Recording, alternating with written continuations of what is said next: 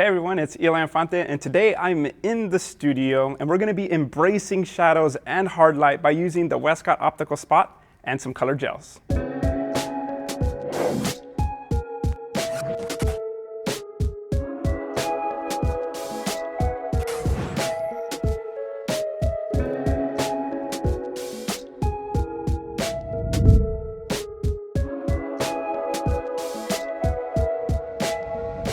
For today's setup, for my key light, I am using the Westcott Optical Spot with the FJ400. Now the key thing for this setup is to use a 50mm lens so I can get a wider spread of light. And in this case, I'm also using the leaves to really control and create a slice of light so that I can have my subject framed within that slice of light. One thing to keep in mind is to use the modeling light to give you a preview of the final results. Remember when you're using the optical spot that you're shooting through two different sources, and so you're gonna kill some of that light. So in this case, when I'm using the optical spot in the studio, my ISO goes up dramatically, which in this case, I'm using ISO 1250.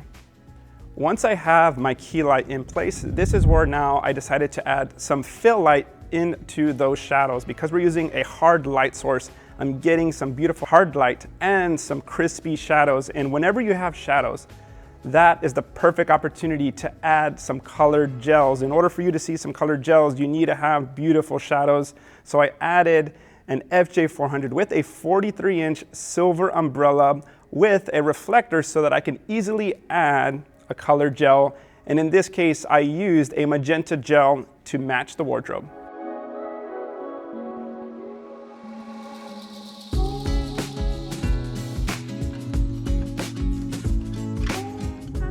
Some of the key ingredients to making this shot work is getting your subject as close to the wall as possible.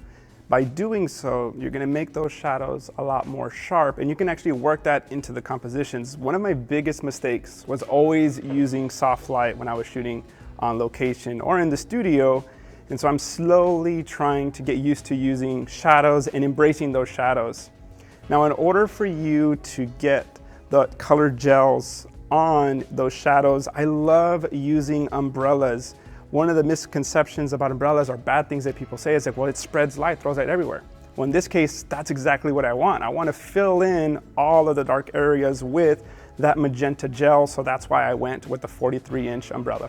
Looking back on the shoot, one of the things that I noticed is moving around and playing around with those shadows was very beneficial. When I shot a little bit more to the left, I was able to get the shadow in the composition, but then I decided to zoom in and get a little bit of the tighter shots and use some of the white light from the optical spot and the colored gels to split the image in half. So try to be very creative with your shots. Try not to just stay in the same spot, but also when you're using an optical spot, keep in mind that it's all about experimenting and playing around and not being afraid to try something new. And so throughout this series, you'll see a mixture of shots, of full body shots, medium shots, but also shooting a couple of horizontal shots. Once again, just working with those colors and those shadows.